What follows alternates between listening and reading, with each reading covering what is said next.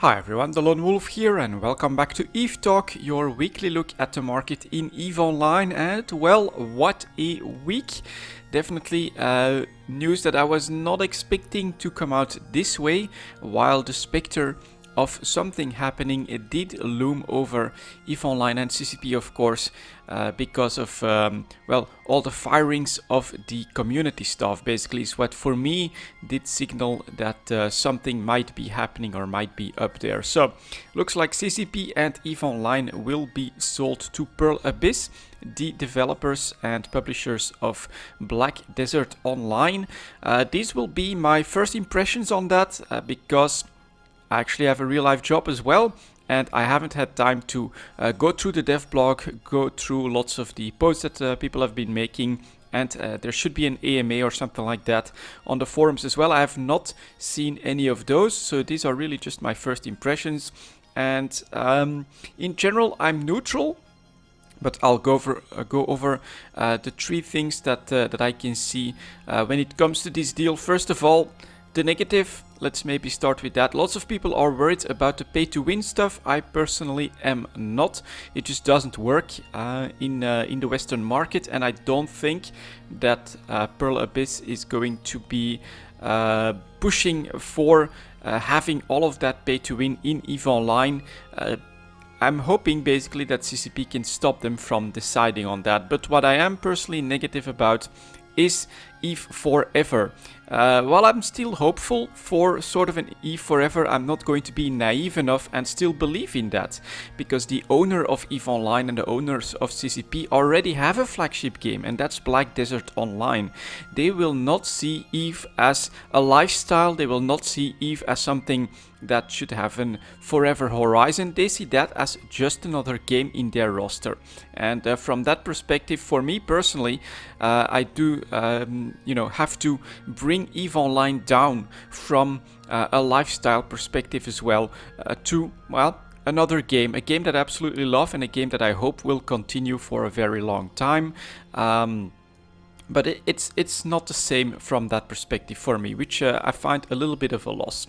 Mostly, I am personally neutral on the sale of CCP and EVE Online to Pearl Abyss. The reason for that is that they're basically switching owners. You know, it's not like they didn't have shareholders before that wanted profits, and so far CCP has been able to stave off more aggressive monetization practices in EVE Online. The way this deal seems to be structured is that CCP has been bought as a whole, and that they will continue to develop EVE Online as they've always developed EVE Online. So I personally do think that this will change very little in EVE Online, especially in the short to medium term. Now, long term, of course, there might be decisions that will be taken that would not have been taken if they hadn't been sold to Pearl Abyss. But for the short term, I really do think that Pearl Abyss knows what EVE Online makes at the current models, and they also know that going too aggressively is going to actually not make them more money. And well, they bought EVE Online and CCP for 425 million. From the few comments that I've read so far, that seems to be considered to be a lot of money for CCP and EVE Online. And I think that the plan is not to gut EVE Online, to slap as much monetization on it as possible and get those 425 million back as quickly as possible. Which brings me to the potential positives. I do see a few potential positives on this deal as well. First of all, I would say CCP will now be able to fully focus on EVE Online. CCP as a game company itself, I do understand that it could not feel like it could sustain itself only on EVE Online, which is why you had all of these endeavors to diversify, to create other games, to go into 3D, to do all of that kind of, all of those things, because they were a game company that was basically a one game company. And now they've basically been sold to Pearl Abyss, and they've gone from being a game company to being a game studio within a larger whole. And there I can see much more room and a much more comfortable lookout for saying, we're gonna focus on EVE Online, we're gonna put all our efforts in EVE Online, and we're going to make that as good and as profitable as possible as well. Of course, and hopefully by increasing the scaling, increasing the numbers of players, increasing the numbers of customers that they have, and without having all of those side projects that will often, I do think in the end, derail efforts that could have gone into EVE Online. So that's one positive that I'm seeing, and the other one is a bit of speculation, but since I'm saying that I don't think CCP and EVE Online have been bought just to suck it dry, I think that there is a different motivation here, and the potential for that would, in my opinion, be the unannounced MMO or perhaps an unannounced project that would combine the strengths of CCP and EVE Online and Black Desert Online and Pearl Abyss, and I can see a lot of potential there. Can you imagine an MMO or a game that has the EVE Online philosophy, that has the EVE Online economy, the true sandbox, really one of the only true sandboxes out there that is EVE Online, but has the strengths of the Black Desert Online engine. The graphics there are absolutely amazing. I have bought Black Desert Online when it was on sale. I only played it for a couple of hours because committing to another MMO is quite challenging for me, and I just couldn't commit to Black Desert Online. But what I was really impressed with there was the engine, was the graphics there. I mean, that was the most realistic, alive looking worlds that I'd ever encountered. Even in single player games, Black Desert Online is truly a step up in that, and I think that combining those two strengths could make for a very interesting product, which I would also personally think would actually be the plan. Make a product that has the strengths of both, and where CCP has the right ideas on monetization for the Western market and Pearl Abyss has the right ideas on monetization for the Eastern market, so that they can truly create a product for everyone. I think that might actually be the plan for this acquisition of CCP by Pearl Abyss, and the potential there, it's something that we can't know beforehand, of course, but I do think that there is massive potential there for an absolutely amazing game. And yeah, those are my impressions on that acquisition. I will also read up about the dev blogs, the AMAs and things like that, and try to maybe make a separate video on that if I feel like that's necessary, but we'll see how it all works out. For now, we are here for the market, so let's start with the New Eden store. Let's take a look at what's happening here. So the skill extractors, that's something that was pointed out to me last week. These are actually not sales. These are basically lower prices that you get to pay because you buy bigger bundles. Just like if you pay for 12 months, you actually pay less a month than paying 12 times separately for a whole month. A sale seems to be on the Chimera Cariola's sacrifice skin, and Concord Firewatch is also a bundle. Let's see if there's any other sales. No, that's really the only sale that's happening here, and I did get a 2-for-1, I think, training in the mail. So if you like to train alts, there is probably a good deal for that out there at the moment, but it doesn't look like there's too many sales going on at the moment on the New Eden's store. It's really just one skin that pops out here for the Kaldari carrier. So let's get in on the sandbox market next, and we will be moving to some plex and stuff at 8.55. There we go. So for Plex, we can see that the increase in price has basically stalled a little bit. Last week we were at practically 3 million ISK in JITA, although there was a wide gap between JITA and the player-owned stations. That gap has filled by forcing the prices in JITA to go back down. We're seeing 2.9 million in JITA, almost 2.9 million for the buyers as well. So very narrow margin here. And then if we go for the player-owned structures, those are actually above JITA. That's a completely reverse of situation, which is quite unusual. 2.93 million for the sellers in the I Choose You trade hub, and the first few sellers are actually coming in at an even lower price in JITA. This could be related to the sale, but there is one thing that we have to think about as well.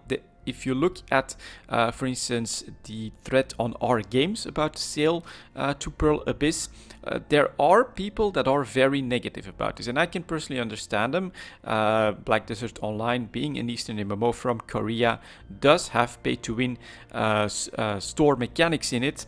And there is this fear that that will be pushed on EVE Online here for the Western market, which would, in my opinion, crush the game. That would just be such a bad choice that if they would, but who knows how Pearl Abyss actually thinks about it, and if they would like force that through, well, they would be killing the game, in my opinion, like that. And as a result, for Plex, what we might see would be lower demand. Who is going to stockpile lots of Plex, have 10 years of subscriptions in Plex, rather than spend all of that and have as much fun in the game now, as long as they still see at least a medium-term horizon to still have some fun in the game, right? If they don't expect the game to last another 10 years because of this purchase, why are you going to keep hoarding Plex? So we might actually see less demand and more supply because of this in the Plex market. It's something that we'll have to keep an eye on in the upcoming weeks, but for now what we do see is that, strangely enough, Plex are being dumped at even lower prices than the player-owned trade hubs in the GTA station itself. People are just getting rid of these. It's not that many of them, but that is a scenario I think that we have to keep in mind when we look at the Plex prices and this real-life news that has come out, of course. Next up, we'll take a look at the multiple pilot train certificate going back towards 1.1 billion ISK. So that increase in price has not really stalled too much on the chart. 1.1 billion for the sellers, 1 billion for the buyers. Definitely a nice increase in price, which I personally think will continue if here it's more of a winter release information that is going to this is going to depend on. If that is successful, and then we might see that increase in activity in the game, but by then we'll need to know a little bit more about that purchase itself as well, of course. So we'll see how that works out. The multiple pirate training certificates though back safely above 1 billion ISK. For these skill extractors, we can see that same hesitation just like with Plex. Here at the tail end we do have an increased daily average, but that's still for today, so that can definitely go back down. 327 million for the sellers, 323 million for the buyers. Very narrow margin there yet again on that hesitation. So we were going up, now the market hesitating, and is basically agreeing, both sellers and buyers, on a price very close to one another. For the skill injectors next, here are the large skill injectors finally bouncing off of the 700 million mark. So that seems to be a bottom where the market is saying, well, I don't think I'm going to sell my large scale injectors on sell orders for less than that. 706 million for the sellers, 685, 686 for the buyers though. So here we do see a pretty decent margin as the bottom seems to have been formed, but who knows, of course, more pressure if we actually also see lower Plex prices because of that theory that I just told you guys, then we might be in for yet another breakdown. We've seen that pattern before here at 730 million ISK, where we jumped up a little bit. So now it's a bit of a more pronounced jump up. It's really a bounce off of the 700 million mark, but who knows where this is going. It's still up in the air. On the other hand, if you look at the trend over the last 3 months, pretty obvious that we went from 800 million to 700 million, which is 1/8 of the price in 3 months. And looking at this entire chart, this does look a lot like a nice buy opportunity as well. For the small scale injectors, we have a bit of a different chart, but we do see a flattening out here at the tail end at around 140 million ISK, 142 for the sellers, 136 for the buyers. Here the margin is closing, and I think, well, it's difficult to say. If we didn't have that real live news, I would say that we were primed to get back into the game with more activity, get some announcements towards EVE Vegas, and start inflation to come back in the game, as well as more demand picks back up. This would have been the bottom forming, in my opinion. Now, well, it's yeah, a little bit more shady because of that news that is definitely hanging above the game at the moment, I think, and the market as well because of that.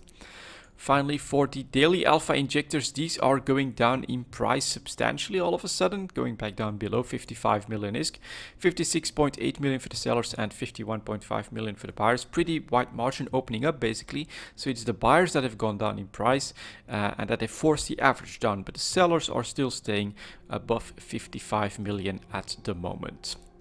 Next up, we'll take a look at the minerals. That's going to be at 1455. Like that. As always, we'll start with titanium, which unfortunately is continuing its descent. It has now broken through the 6 ISK mark. And if we take a look at JITA, it's 580 for the sellers and 553 for the buyers. 1 billion, 2 billion, 1.4 billion, another 1.4 billion here. But you can clearly see that even below 6 ISK, it's still a lot of volumes that are being dumped by sellers.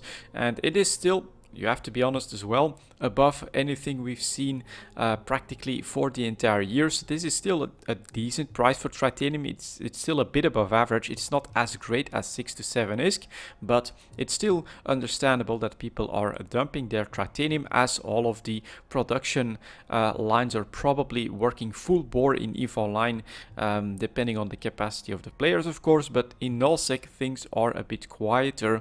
It looks like the keep stars are no longer being blown up. They're just getting stolen and things like that. So there's less of a mineral dump in an activity like that, I guess. And overall, it looks like things are normalizing again in the mineral market, which unfortunately means that we are oversupplied in general, which means lower prices.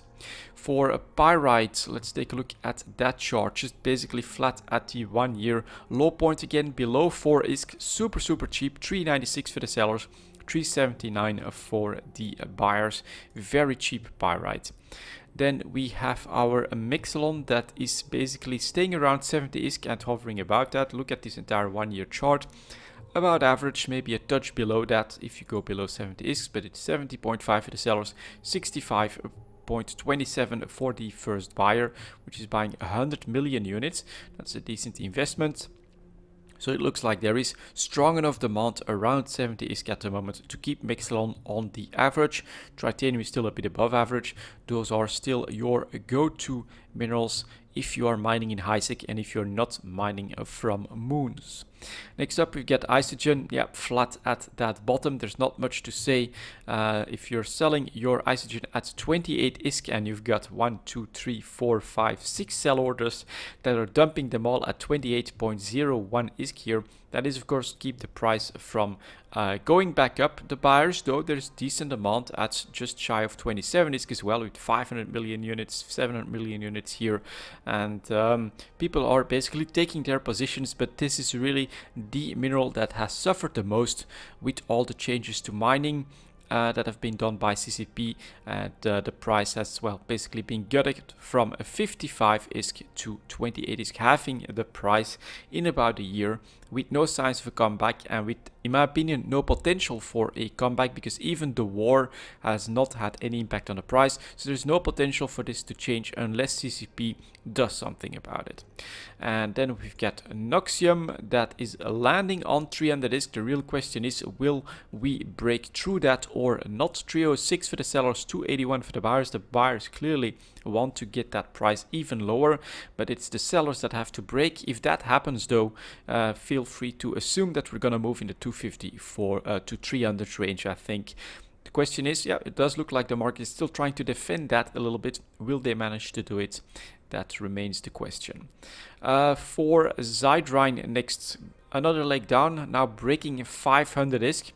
482 for the 83 for the sellers and 467 for the buyers. So Zydrine breaking through the 500 ISK barrier. I think what is happening here is basically, you heard me saying focus on titanium and Mexilon if you're not moon mining. Well, what's happening is that a lot of people are moon mining, of course, because you're getting more ISK per hour, which is creating more supplies of Zydrine and of Megasite, which is crashing their price until we'll see close to parity, I think, basically between Zydrine, Megasite and the other minerals. All of that is going to find itself in the same ISK per hour region, I think. Zydrine, Megasite maybe a little bit of a premium because you still have fuel costs to generate that in the safety of HiSec, but it definitely seems to be the trend, and yet another 1 year low point, less than 500 ISK for Zytrine.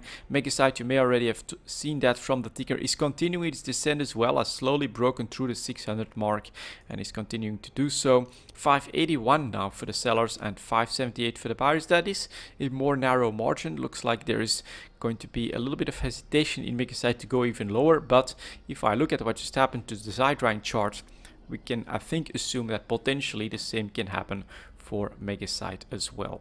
And then finally we have Morphite, that is also going back down in price. I think that this is a clear show that we have that more stability and that lower destruction in the game at the moment, going from 11,000 ISK, breaking straight through 10,000 ISK, selling for 9,500, buyers at 9,300 ISK for Morphite. Your sell opportunity is over. We are moving on to PI at 2025. Here we go. Let's go over these and take a look at them. So we've got broadcast nodes that have continued to sometimes hit that 2 million 1 year low point, and then they bounce off back to 2.1 million as we see increased volume. So people take their positions, get ready, make their investments into advanced PI materials, hoping that the next set of structures will use them. 2.1 million for the sellers, 2 million for the buyers. We're still in that same region. You know, if you look at this entire 1 year chart, actually pretty low. If you do want to make those investments, I'll say it again, have the patience to compete with the buy orders, because you are still getting that bottom price close to the lower end of the chart, which is just going to increase your potential profits, in my opinion, without also completely disrupting that market. Next up, we've got the construction blocks staying at the lower end, close to 11,000 ISK, 10,800 in fact for the sellers, 10,800 for the buyers. So that is obviously a less than average price for construction blocks at the moment. Investment worthy? Well, you're definitely grabbing them for less than 11,000 ISK, and I would not blame you for making that investment, grabbing those 300k units or putting up a buy order below 11,000 ISK, trying to grab it. I think that makes complete sense. Consumer electronics next, back on the average around 13,000 ISK, 13,700 for the sellers, 12,200 for the buyers. Quite a wide margin, but you can see that the 13,000 average price is right in between those two. So this looks like actually a healthy market with lots of supplies, decent demand, but and basically the price finding itself in the middle. So you've got people that are impatient and are willing to just grab those consumer electronics at the sell price, and you've got people that are impatient on the other side as well, that just dump their consumer electronics to the buyers. So you've got winners on both sides, and that, you know, it did jump up on quite big volumes a couple of days ago. So it looks like someone came in with an investment on these sellers, I think, with these volumes bumping up the price, creating that interesting situation here where you've got the average price being right between the sellers and the buyers at the moment. The coolants next are staying above 10,000 ISK, but definitely went back down in the last week or so. 10,800 though for the sellers, 10,250 for the buyers. Still quite a strong performance after that nice comeback of the coolants. Enriched uranium trying to get back above 12,500 ISK, staying again. Nice comeback. This is fuel related, so 12,700 let's say for most sellers, 11,600 for most buyers is definitely a respectable price for enriched uranium. We've got the integrity response drones that are staying above 2.5 million, so I wouldn't really call that a buy opportunity like this one here, where we did jump down to 2.27 million on average for the day. That was quite nice, but it's still not a very expensive price. 2.6 million for the sellers, 2.4 for the buyers. Look at the 2.5 million chart. If you're buying for 2.4, you're definitely at the lower end still. Mechanical parts, fuel related, just like with coolants, went to a nice high point of 12,000 ISK, has to give back a little bit of ground there, selling for 11,400 though, buyers at 10,600, not that much demand. be careful here with the oversupplies crashing the price, but still a pretty good price for mechanical parts. Definitely something that if you produce it, feel free to sell it right now. Nuclear reactors are trying to show some more volatility. I would say that at least what is good news is that from May to July, through July, we've basically stayed below 100,000 is very, very stably, and here at least we're starting to see a little bit more volatility. Same things with the volumes. That could be interesting, because what we of course want to see is these kinds of volatilities up to 150, 180. That would be very nice, but at the moment sellers are still shy of 100,000 ISK, buyers are at 94,000 ISK. I would say if you want to make a move on this, yeah, you're still too late. The chart is on the average. You would need to see buyers like closer to 90k, maybe even below 90k, before I would say I pull the trigger on another nuclear reactor investment. And then of course you'd want the chart to shoot up well above 100,000 ISK. Next up, we've got organic mortar applicators, not at the lower end, which is close to 1 million ISK, but a bit above that. 1.1 million for the sellers, a bit less than 1.1 million for the buyers. Again, not that many buyers here, so we could be in for another buy opportunity close to 1 million pretty soon. But this week it does look like we're back to slightly above the low points for these advanced PI materials. Robotics having to give back more ground after reaching 110,000 ISK and now trying to defend 100,000 ISK on the chart. Sellers coming in at 101, buyers coming in at 97,000 ISK, very narrow margin. Robotics around 100,000 ISK is around average, still an okay price. I would want to see a price below 100,000 ISK for an investment in this. So now we're just on the average, just like with coolants, just like with mechanical parts. A little bit of a downtrend at the tail end here, so be careful. Demand wise, again, we see that there's not that much demand here, just like with the mechanical parts. What are the coolants doing? Yeah, not that much, so be careful. Basically, you might want to, if you still have stocks that you want to get rid of, you might want to sell them right now, because that lack of demand is going to cause problems if more supplies come online. Self-harmonizing power cores, same little thing here, right? Breaking through 2 million ISK on the chart a couple of times, bouncing back up a little bit in the last couple of days.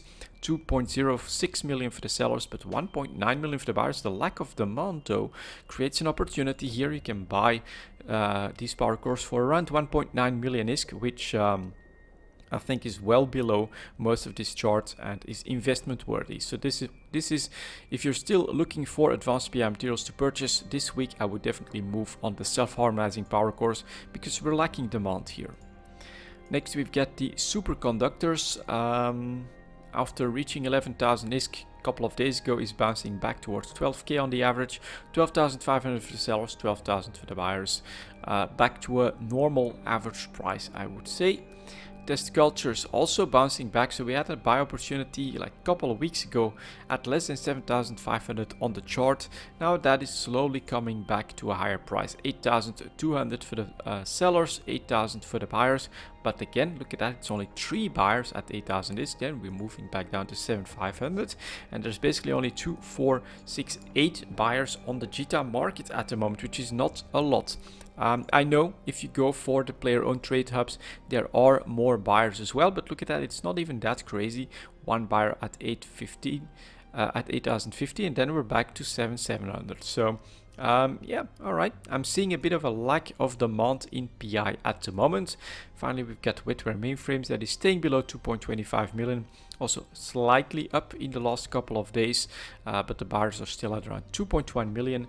Not that many of them. Okay. PI is definitely at the lower end of demand at the moment, and potentially you have some buy opportunities in there. Let's move on to our advanced moon materials at 28.30. Like that. All right, let's get started here. Crystalline carbonite, we saw last week that we actually went back down a little bit towards the lower end, and we're basically staying there this week. So we're selling for 161, buyers are at 157. The margin is gone, but it's definitely a below average price. So if you're looking for that investment, that still seems like the place to put some ISK. As I always say, don't put all your ISK in a single basket and don't spend it all at once. Try to give yourself more options as the future unfolds, but yeah, this one is still definitely below average. Last week, most of the carbides and metamaterials in fact were recovering from a high point and were basically going back towards an average price, and it seems like that trend is basically slowly continuing. Ferrite carbide selling for 184, buyers at 180. Margin closing, decent supplies on the numbers there, but this is definitely a slow landing on an average price. Next up, we have the titanium carbide that is staying below 200 ISK, I think only just here, but it is selling for 198, buyers coming in at 189, and what is surprising here is a little bit that lack of demand. You are buying them for less than 190. Looking at what 190 on the chart, if we try to generate that, would be around here on the chart, which is, well, except for that one dip, actually at the lower end. So this is starting to look like potentially titanium carbide, especially on the buyer side here, might get interesting as well. Next up, we've got this tungsten carbide that actually dipped very low to 200 ISK, but managed to recover from that a little bit. So, and is it on increased volumes? Slightly increased volumes. So I would say that, yeah, some people made their move on the tungsten carbide at 200 ISK. Now it's selling for 225 and the buyers are coming in at 217, which, well, 225 might indeed be the average if we ignore this dip just a little bit. So 225 as an average, 200 as a buy opportunity, slightly increased volumes, bring that price back in line. Next up, we have the metamaterials. 1.1 is photonic metamaterials, landing at 20k and very flat at this price range. That is quite interesting. 20,000 for the sellers and 19,000 for the buyers. Again, not too many buyers at the moment, which is interesting. At 19k though, still a bit too high for me to say that this is the time to jump in. The plasmonic metamaterials, also same thing, landing at 20,000 ISK. So sellers 21,000, buyers 19,000, average 20,000. Back on a normal price, I would say, nothing too pronounced. Non-linear metamaterials holding at 30,000 ISK, still above average, obviously 30,500 for the sellers, 30,000 for the buyers. You can clearly see that maybe this one is like 25k on average and manages to reach 20k as well, just like the other metamaterials. But it is a bit more expensive in general. Still, 30,000 ISK is obviously above average for this chart. So you can still sell non-linear metamaterials at a really good price at the moment. And then we've got the terahertz metamaterials that have dipped below their 22,500 ISK mark, which is back on the trade range before this bulge here in May, June, July. So probably back towards an average. Ooh, look at that lack of demand. So that is interesting. 23,000 for the sellers, no buyers. I would dare to go for some metamaterials at 18,000 ISK to 19,000 ISK. Try to grab it below 20k, which you can see is either a lower end or an average price for most of these. And here the lack of demand is creating, at least that's in Jita, creating an opportunity. And yeah, nothing too crazy in the player owned trade hubs either. I would dare some investments on this quite impressive anomaly of only 3 buyers of terahertz metamaterials at the moment. Moving on to the rest of the moon materials here, we've got fermionic condensates that is still above average for the year, but is also slowly going back down, continuing that slow descent, landing towards 100,000 ISK. 103 for the sellers, 99,000 for the buyers. We've got the ferrogel that is also still above average, but slowly giving back a little bit of ground from this high point as well. Currently selling for 53,000, buyers at 52,600, so very narrow margins for these goods, but you can see the pressure starts to mount here. Still a great price to sell them at though, not the best anymore. Fullerite, same thing with a bit of volatility between 1500 and 1000 ISK, is now slowly heading for 1000 ISK, which is back to a more normal average for Fullerites. The buyers again here not scrollable anymore and below 1000 ISK. Do you want to take the gamble that there's enough volatility in it for a winter war to bring the price back in this 1200, 1500 range? Then this might actually be an opportunity to buy some for less than 1000 ISK. If you want to be a bit more patient and you can see this trend continuing, then of course look out for a price below 900 ISK before you make your move. Hypersynaptic fibers actually back up a little bit above 15,000 ISK, so definitely above average. 16,100 for the sellers, 15,600 for the buyers. Yep, definitely a great price at the moment. Nano transmitters flat at 6,000 ISK, slightly down though, so you can also see that there is some pressure here.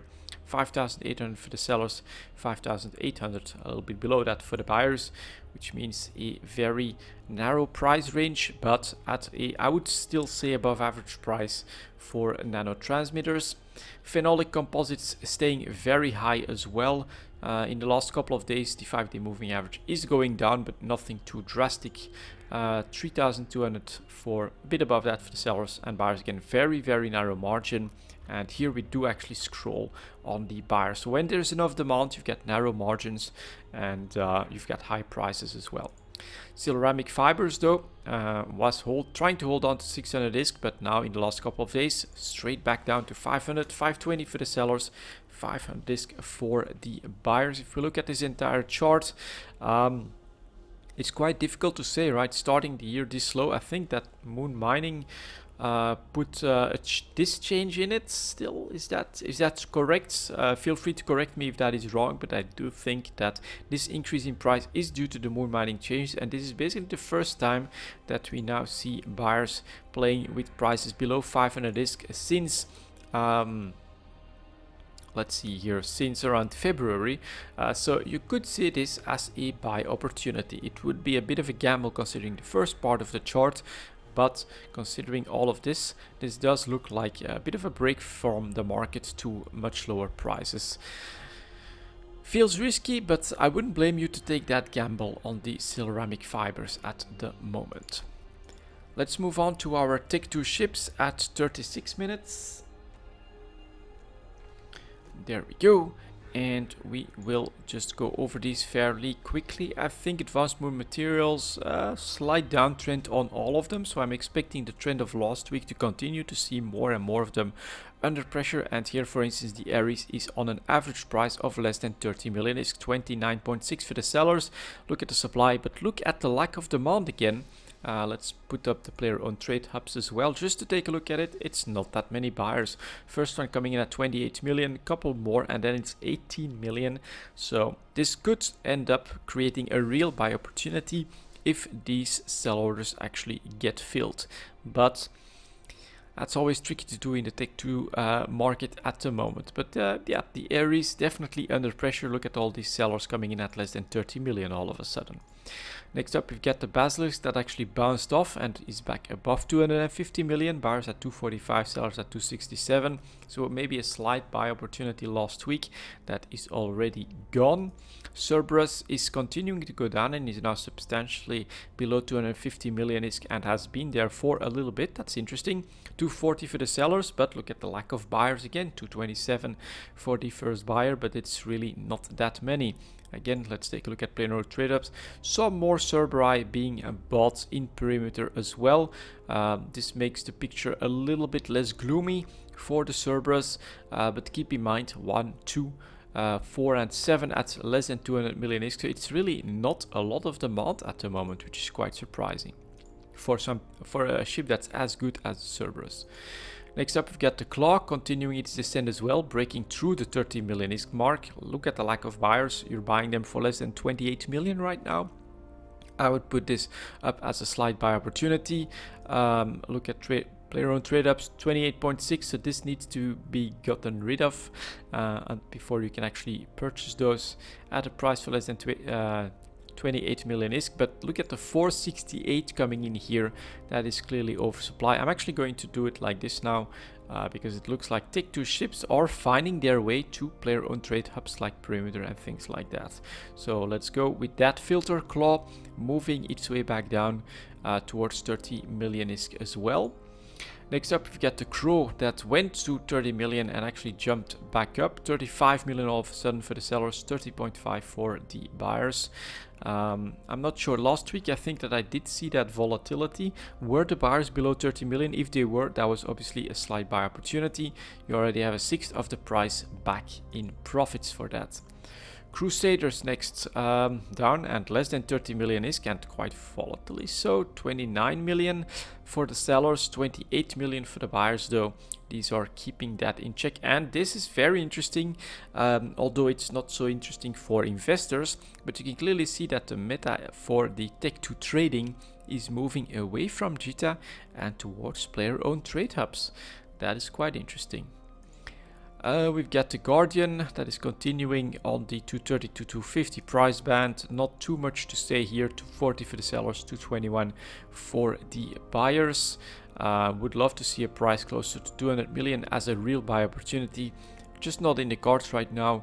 Heretic also around 80 million for the sellers, 68 for the buyers. That's quite a wide margin there, but then unfortunately you've got these very low volumes to contend with if you would want to trade in that, so I wouldn't risk it. The Hound also trying to land at 30 million, buyers coming in at 29. Look at the supply though, that's a lot of supply for these ships. You know, you are buying them for less than 30 million ISK. If you look at this entire chart and the sell opportunities, that's not that bad, right? 40 million, 35 million is easily achievable on some nullsec action. I wouldn't blame you, especially for the stealth bombers, to make some moves there and risk some investments. The Ishtar going back down towards 250, yeah, 257 for the sellers, 248 for the buyers. Then we've got the Manticore, another stealth bomber. After reaching 40 million is on its way back down. The Manticore has always been a bit more expensive. 37 million for the sellers and 35 for the buyers though. You just don't see enough supply to justify this as an opportunity. The Nemesis though breaking clear through the 30 million mark. So that I think would be 29 million for the sellers, 26 million for one buyer, then coming in at less than that. I would say that the Nemesis, just like the Hound, is in a buy opportunity. The Oneros is holding at 250, 222 for the buyers though, that's quite low. 222, that's around here on the chart. It's just a wide margin, there's not that much supply. I don't think it's gonna be easy to grab any of the Oneri close to that price, but you could try it. Next up, we've got the Purifier staying well above 30 million, which I don't like that much. Buyers at 29.6, but again, you can see that there's less supply here, and so the buyers are forced up a bit higher than I would be comfortable with for an investment. The Raptor, same thing, I think. Yeah, there's decent supply here, but the margin is much more narrow because it's not with the hundreds of ships. So then we've got the Saber also going down, but then price going down, but so are the volumes. So basically the average price for 75 million for the sellers and 70 million for the buyers. Sellers have been forced down and now basically nothing is moving anymore. Then we've got the Scimitar back on an average price here, 248 for the sellers, 213 for the buyers, 213 on the chart. That is decently low, but yeah, same picture basically. Price goes down, volumes go down as well. Stiletto, that's a sharp drop off to 30 million ISK here all of a sudden. Buyers at 28.5, and look at that 117. If you also look at 29 million on this chart, it's below pretty much everything. I would say that this is potentially an opportunity. I don't like it as much as the stealth bombers, but you could risk it. And then we've got the Tyrannies that's actually moving up in price. I think I called this one a buy opportunity last week because it was quite noticeable, and I think some people moved on that. 33.5 for the sellers, 28.3 for the buyers. Your buy opportunity is over basically. Next up, we have the Tech3 market at 43 minutes, let's say. Like that. Let's take a look at that here. So the general vibe that I've gotten going through all of this is that we actually do see low demand at the moment. Here's the Confessor at 35 million. Look at the supply, hundreds and hundreds of ships, 35 million and down, 31.7 for the buyers. It's a buy opportunity, but there is still some decently strong demand. There are no reason to panic just yet. yeah, I think you could make these investments for the longer term. For the short term, I would still be patient. Here is the Hecate breaking through the 40 million mark, 42 for the sellers. Look at the numbers though, that's quite high, and then 40 million for the buyers on a decent demand as well. Interesting move up, not even on that many, on that big of a volume, so might be a bit of relisting happening there. Nothing that I would purchase there at the moment, I would say. Confessor still looks like the purchase if you still want to buy a Tech Tree Destroyer at the moment. Here is the Jackdaw, was selling for 36 million, also jumped up, so we've got 40 million for the sellers. Look at the supply.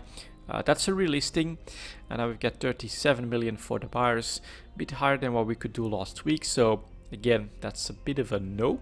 Now we get this Vapel, same thing happening, I think, back up in price, 40 million for the sellers. The numbers are pretty big, but there's not that many sellers at the moment, so competition is going to start to whittle that down, in my opinion. 33 million for the buyers. Yeah, Vapel and Confessor would be the ships to still try and grab on a buy order, I think, if you're looking for a tactical destroyer investment. Look at all the hundreds of ships that are there though, and that keep getting relisted. It's pretty obvious that there is some manipulation attempts that are being done on these tactical destroyer markets.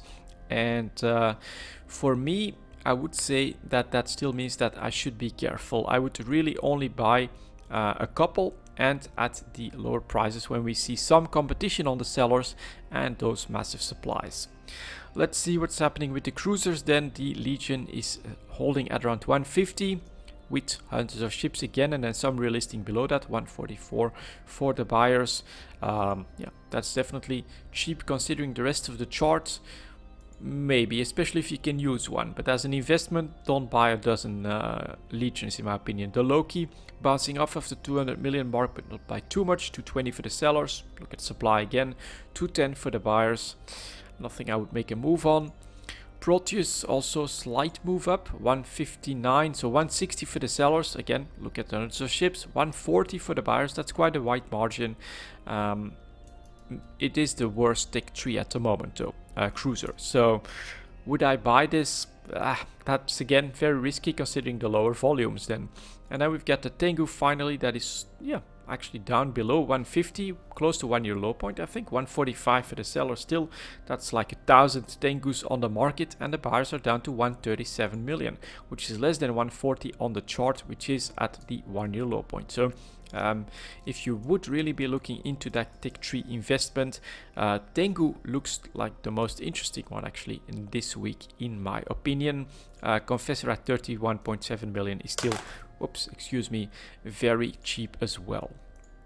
And then finally, for the extra product, we are going to take another look at the faction cruisers. We're going to start with the pirate factions, which basically move with the economy of the game, and that's going to be at 4630-ish, I think. Let's put it down like that. Let's start with the Ashimu 1 year low point. Look at that, less than 70 million for the Ashimu, sellers at 69.5, buyers at 63 million. If you have a long enough horizon, this is a buy opportunity. Quite obvious, you're buying them for less than 64 million ISK, which is at a very low end of this chart. Very interesting. It is risky because I think that these basically get farmed in nullsec, and so as long as that space remains stable, you'll see low prices, but it's obviously also a 1 year low point. The Cinnaball is holding at a little bit above 150, so that's the average price, I would say. 156 for the sellers, 143 for the buyers. That's right around average, a doable price. The Orthrus went to 230 million and has to give back a little bit of that ground, but moving between 2 and 230, I think that that's still a normal price as well. 217 for the sellers and 200 million for the buyers. Nothing that I would make a move on. The Phantasm though, staying below 100 million. Seems to be very cheap, definitely 1 year low points as well here. 99,998 million, 99,998,988 ISK. So here is all the competition, and it's actually driving the price of the sellers below 100 million. That's pretty damn cheap. And look at that, there's even a gap opening up to less than 93 million for the buyers. Yeah, just like with the Ashimu, this does look pretty damn cheap. Then we've got the Stratios that's also looking to be on the cheap side at the moment. 178 in fact for the sellers and 165.6 for the buyers. 165, let's see, that's below here on the chart. Yeah, I would dare to grab a Stratios, especially if you want to use one. Then we've got the Gila that jumped up in price yet again. I think that that will be the Abyss event, of course. If you wanted to do this the most efficiently, this is the go-to ship. So it's selling for more than 300 million ISK at the moment. Buyers at 275. Definitely a great price for the Gila. So you've got a couple of buy opportunities here, but the Gila is obviously your sell opportunity. I think I still have 4 that I can sell. Next up, we've got the Vigilant. That was at the lower end of the 200 million ISK mark, but it's actually taking up and currently selling for 233 million ISK. Quite respectable. Might be Abyss related as well. I think that this is still actually, despite not being as easy as the Gila, it is, I think, a noteworthy potential replacement for that. Something that can also do really well in the Abyss. 209 million, 209 for the seller buyers. They are so up in price, the Vigilant, to an above average price. But the winner is obviously the Gila in a really nice sell place. And then you get the Ashimu and the Phantasm that look to be quite low. Let's move on to the Navy factions then and take a look at what's happening here with the price. We've got the Ogre Navy issue coming towards 80 million ISK today on average, or was that yesterday? Definitely very expensive. 88 million for the sellers, there's no supply there, 63 million for the buyers. So if you have some lying around that you happen to have bought at around 50 million ISK, this is, I think, your time to bring them to the market and to sell them. Very obvious sell opportunity. This is the Amar ship, which would mean that there is just no LP flowing from Amar faction warfare at the moment into the market, and which should mean that they're getting crushed. Then we've got the Caracal Navy issue for Caldari holding at around 70 million ISK. So basically an average price, 75 million for the sellers, maybe a touch above average, 65 for the buyers. Then it's going to be interesting to see what the Galente do. They're actually probably also around an average normal price, but maybe a bit below the average, 68 million for the sellers and 60 million for the buyers. So here I think we can see a more balanced faction warfare situation between Caldari and Galente. But then for the Omen, we have that increase in price. It's not as pronounced as like 130 million ISK, but let's say that you should normally be able to grab them for a bit above 50 million ISK. They are currently selling for 70 million ISK, and buyers are coming in at 65 million ISK. So clearly a sign that there is less LP coming from Amar faction warfare. Caldari is also going up, so that does indicate indeed that the Cal Navy issue is above average, and that the Galente are actually winning out and earning more LP at the moment, heading for 80 million ISK on the Osprey Navy issue. 80 million indeed for the sellers, 71 for the buyers. And then we've got the Scythe, which is Minmatar, which is in a buy opportunity, obviously. If the Amar or very high in price, having no LP, that means that Minmatar is doing really nice. Lots of LP, lots of ships being dumped on the market. Sellers are at 48 million, buyers are at 44 million. So try and grab some for less than 45 million ISK. You've got a very nice investment for when faction warfare turns around. Stabber is went back up above 50 million ISK, so investors are moving here, but I think you can still grab them below 50 million with those buy orders. And then we've got the Vexor Navy issue that's probably at the lower end as well.